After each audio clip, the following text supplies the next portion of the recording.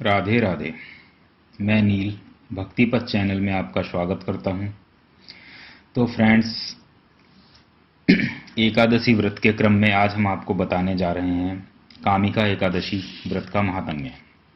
एक बार युधिष्ठिर ने पूछा, हे गोविंद वासुदेव, आपको नमस्कार है। श्रावण मास के कृष्ण पक्ष में कौन सी एकादशी होती है, उसका वर्णन कीजिए। तब भगवान श्री कृष्ण बोले, हे राजन, सुनो, मैं तुम्हें एक पाप नाशक उपाख्यान करता हूं, जिसे पूर्व काल में ब्रह्मा जी ने नारद जी के पूछने पर कहा था। नारद जी ने प्रश्न किया था, हे कमलासन भगवान, मैं आपसे यह सुनना चाहता हूं कि श्रावण मास के कृष्ण पक्ष में जो एकादशी होती है उसका क्या नाम है, उसके कौन से देवता हैं तथा उससे कौन सा पुण्य होता है। प्रभो, यह सब बताइए। तब ब्रह्मा जी ने कहा था, हे नारद, सुनो, मैं संपूर्ण लोकों के हित की इच्छा से तुम्हारे प्रश्न का उत्तर दे रहा हूं। श्रावण मास में जो कृष्ण पक्ष की एकादशी होती है उसका नाम कामिका है। उसके स्मरण मात्र से वाजपेय यज्ञ का फल मिलता है। उस दिन श्रीधर, हरि, विष्णु, माधव और मधुसूदन आदि नामों से भगवान का पूजन करना चाहिए। भगवान श्री कृष्ण के पूजन से जो फल मिलता है वह गंगा, काशी, नैमिषारण्य तथा पुष्कर क्षेत्र में भी सुलभ नहीं है। सिंह राशि के बृहस्पति में होने पर तथा व्यतिपात और दंड योग में गोदावरी स्नान से जिस फल की प्राप्ति होती है वह फल भगवान श्री कृष्ण के पूजन से भी मिलता है। जो समुद्र और वन सहित समूची पृथ्वी का दान करता है तथा जो कामिका एकादशी व्रत करता है, वे दोनों समान फल के भागी माने गए हैं। जो ब्याई हुई गाय को अन्य सामग्रियों सहित दान करता है, उस मनुष्य को जिस फल की प्राप्ति होती है वह कामिका का व्रत करने वाले को मिलता है। जो नरश्रेष्ठ श्रावण मास में भगवान श्रीधर का पूजन करता है, उसके द्वारा गंधर्वों और नागों सहित संपूर्ण देवताओं की पूजा हो जाती है। अतः पाप भीरु मनुष्य को यथाशक्ति पूरा यत्न करके कामिका के दिन श्री हरि विष्णु का पूजन करना चाहिए। जो पाप रूपी पंख से भरे हुए संसार समुद्र में डूब रहे हैं, उनका उद्धार करने के लिए कामिका का व्रत सबसे उत्तम बताया गया है।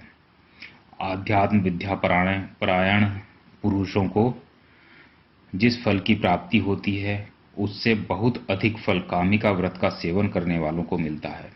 कामिका का व्रत करने वाला मनुष्य रात्रि में जागरण करके न तो कभी भयंकर यमराज का दर्शन करता है और न कभी दुर्गति में ही पड़ता है। लाल मणि, मोती, वैदुर्य और मूंगे आदि से पूजित होकर भी भगवान विष्णु वैसे संतुष्ट नहीं होते जैसे तुलसी के दल से पूजित होने पर होते हैं। जिसने तुलसी की मंजरियों से श्री केशव का पूजन कर लिया, उसके जन्म भर का पाप निश्चय ही नष्ट हो जाता है। जो दर्शन करने पर सारे पाप समुदाय का नाश कर देती है, स्पर्श करने पर शरीर को पवित्र बनाती है, प्रणाम करने पर रोगों का निवारण करती है, जल से सींचने पर यमराज को भी भय पहुंचाती है, आरोपित करने पर भगवान श्री कृष्ण के समीप ले जाती है और भगवान के चरणों में चढ़ाने पर मोक्ष रूपी फल प्रदान करती है, उस तुलसी देवी को नमस्कार है।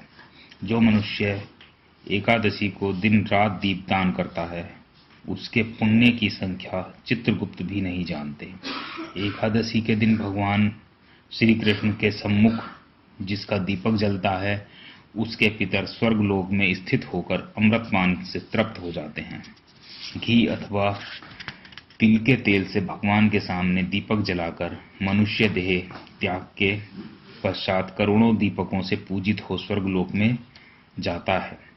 तब भगवान श्री कृष्ण ने कहा, युधिष्ठिर, यह तुम्हारे सामने मैंने कामिका एकादशी की महिमा का वर्णन किया है। कामिका सब पापों को हरने वाली है, अतः मानवों को इसका व्रत अवश्य करना चाहिए। यह स्वर्गलोक तथा महान पुण्य प्रदान करने वाली है। जो मनुष्य श्रद्धा के साथ इसका महात्म्य श्रवण करता है, वह सब पापों से मुक्त हो श्री विष्णु लोक में जाता है। तो फ्रेंड्स, ये था कामिका एकादशी व्रत का महात्म्य। आपको हमारी वीडियो कैसी लगी हमें कमेंट्स में ज़रूर बताएं और हमारे चैनल को सब्सक्राइब करें, वीडियो को लाइक व शेयर करें और साथ ही नोटिफिकेशन बेल पर क्लिक करें जिससे आपको हमारी लेटेस्ट वीडियो जल्दी मिले। धन्यवाद।